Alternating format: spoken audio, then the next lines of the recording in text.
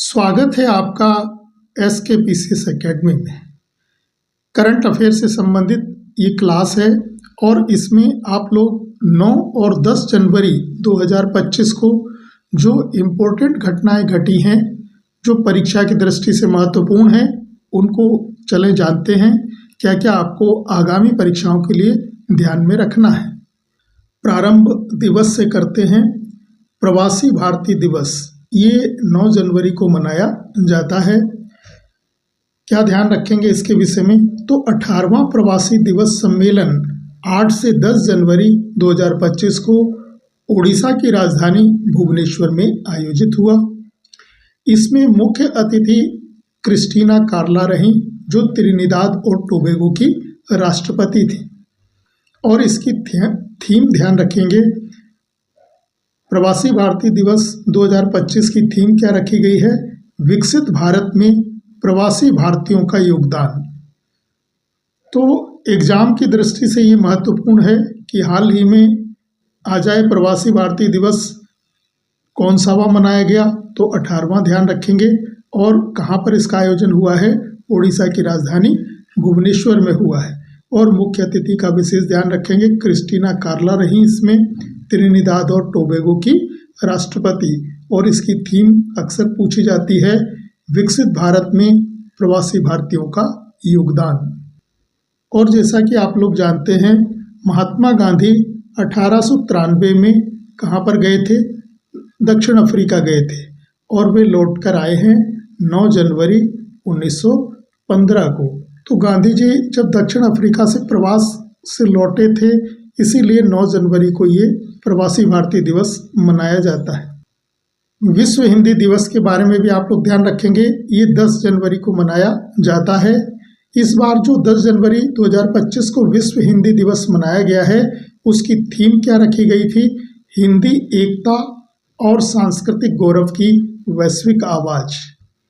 इसे ध्यान रखेंगे। विशेष बात में आप लोग ध्यान रखना, राष्ट्रीय हिंदी दिवस ये 14 सितंबर को मनाया जाता है। विश्व हिंदी दिवस पहली बार 10 जनवरी 2006 को मनाया गया था। इस समय जो है भारत के प्रधानमंत्री मनमोहन सिंह जी थे, तो मनमोहन सिंह जी के समय पहली बार विश्व हिंदी दिवस मनाया गया। आप लोग ये भी ध्यान रखना, प्रथम विश्व हिंदी सम्मेलन हिंदी को विश्व स्तर पर बढ़ावा देने के लिए पहला विश्व हिंदी सम्मेलन 1975 में महाराष्ट्र के नागपुर में आयोजित हुआ। और अभी हाल ही में 12वां विश्व हिंदी सम्मेलन 2023 में फिजी के नांदी शहर में आयोजित हुआ है। तो पहला विश्व हिंदी सम्मेलन नागपुर महाराष्ट्र में 1975 में और 12वां विश्व हिंदी सम्मेलन 2023 में फिजी के नांदी शहर में आयोजित हुआ है। आप लोग बाल साहित्य संवर्धन योजना के विषय में भी ध्यान रखना। बाल साहित्य संवर्धन योजना, इसमें पहली बात आप ध्यान रखेंगे, इस योजना के तहत उत्तर प्रदेश हिंदी संस्थान लखनऊ ने 2023 के लिए 9 बाल साहित्यकारों को सम्मानित किया है। इनके नाम ध्यान रखने हैं आपको। कौन कौन हैं? एक तो करुणा पांडे, इनको सुभद्रा कुमारी चौहान महिला बाल साहित्य सम्मान मिला है और करुणा पांडे लखनऊ की हैं। आरपी सारस्वत, इन्हें मिला है सोहन लाल द्विवेदी बाल कविता सम्मान। और आरपी सारस्वत जो हैं वो सहारनपुर के रहने वाले हैं। तीसरा मोहम्मद अरशद खान हैं, इन्हें अमृतलाल नागर बाल कथा सम्मान मिला है और ये शाहजहाँपुर से संबंधित हैं, शाहजहाँपुर के रहने वाले हैं। दिलीप शर्मा, इन्हें मिला है शिक्षार्थी बाल चित्रकला सम्मान और ये अलीगढ़ से हैं। नरेंद्र निर्मल, इन्हें मिला है लल्ली प्रसाद पांडे बाल साहित्य पत्रकारिता सम्मान। बलराम अग्रवाल को मिला है डॉक्टर राम कुमार वर्मा बाल नाटक सम्मान, ये गौतम बुद्ध नगर के हैं। देवी प्रसाद गौड़, इन्हें मिला है कृष्ण विनायक फड़के बाल साहित्य सम्मान और ये जो हैं मथुरा के रहने वाले हैं। दीपक कोहली, इन्हें जगपति चतुर्वेदी बाल विज्ञान लेखन सम्मान दिया गया है, जो लखनऊ से संबंधित हैं। अनिल कुमार निलय, इन्हें मिला है उमाकांत मालवीय युवा बाल साहित्य सम्मान, और ये प्रतापगढ़ से या प्रतापगढ़ के रहने वाले हैं।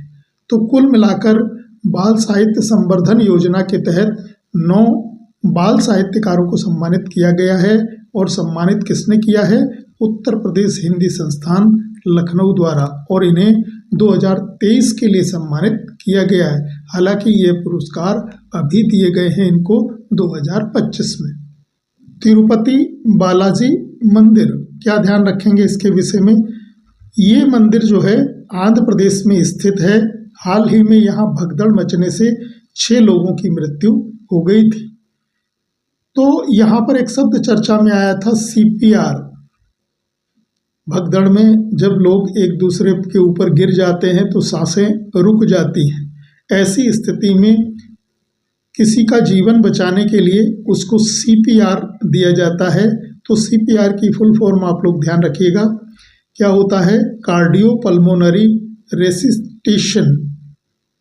कार्डियो पल्मोनरी रेसिस्टेशन अर्थात इसमें मुंह से सांस मतलब हवा फूंकी जाती है और हार्ट पर प्रहार किया जाता है। शायद इससे फिर से हार्ट जो है चालू हो जाता है और किसी की जान भी बच सकती है। प्रीतिश नंदी, इनके विषय में आप लोग ध्यान रखना, ये मुंबई के मशहूर कवि, फिल्म निर्माता, पत्रकार थे। हाल ही में दिल का दौरा पड़ने से इनका निधन हो गया है। जय बापू, जय भीम, जय संविधान सम्मेलन, इसके विषय में आप लोग ये ध्यान रखना, 1924 के भारतीय राष्ट्रीय कांग्रेस के अधिवेशन की शताब्दी समारोह के उपलक्ष्य में बेलगांव, कर्नाटक में 2025 में कांग्रेस का यह आयोजन जनवरी में हुआ है। अर्थात 1924 में कर्नाटक के बेलगांव में जो है भारतीय राष्ट्रीय कांग्रेस का सम्मेलन आयोजित हुआ था और उसकी अध्यक्षता महात्मा गांधी जी ने की थी। तो उसके 100 साल हो गए हैं, इसीलिए शताब्दी समारोह मनाया जा रहा है। और ये सम्मेलन का आयोजन कहाँ हुआ है? बेलगांव, कर्नाटक में हुआ है। विश्व का सबसे शक्तिशाली पासपोर्ट रैंकिंग 2025, ये अभी हाल ही में जारी की गई है। इस रैंकिंग को किसने जारी किया है? हैनले एंड पार्टनर्स ने इसे जारी किया है। इस इंडेक्स में सिंगापुर पहले स्थान पर है, दूसरे पर जापान है, तीसरे पर 6 कंट्री हैं, France, Germany, Italy, Spain, Finland और दक्षिण कोरिया। और भारत की स्थिति कौन से नंबर पे है? 85वें स्थान पर है। ये जो सबसे शक्तिशाली पासपोर्ट से तात्पर्य ये है कि अगर किसी व्यक्ति के पास सिंगापुर का पासपोर्ट है तो उसके नागरिक जो हैं 195 देशों की वीजा फ्री यात्रा कर सकते हैं। यदि जापान का पासपोर्ट है तो विश्व में दूसरे नंबर पे जापान है। अगर इसका पासपोर्ट है तो 193 देशों में वीजा फ्री यात्रा है। और यदि आप इन 6 कंट्रियों में से किसी के हैं और यहाँ का पासपोर्ट रखते हैं तो 192 देशों में वीजा फ्री यात्रा कर सकते हैं। लेकिन यदि भारत का पासपोर्ट है तो भारतवासी जो हैं वो 57 देशों में वीजा फ्री यात्रा कर सकते हैं। और ये पासपोर्ट रैंकिंग जारी करने वाली संस्था कौन सी है? Henle and partners. तो इनको आप ध्यान रखना, ये 9 और 10 जनवरी 2025 से संबंधित इम्पोर्टेंट पॉइंट्स हैं, इनको आप नोट कर लें। मिलते हैं अगली क्लास में नए पॉइंट्स के साथ। धन्यवाद।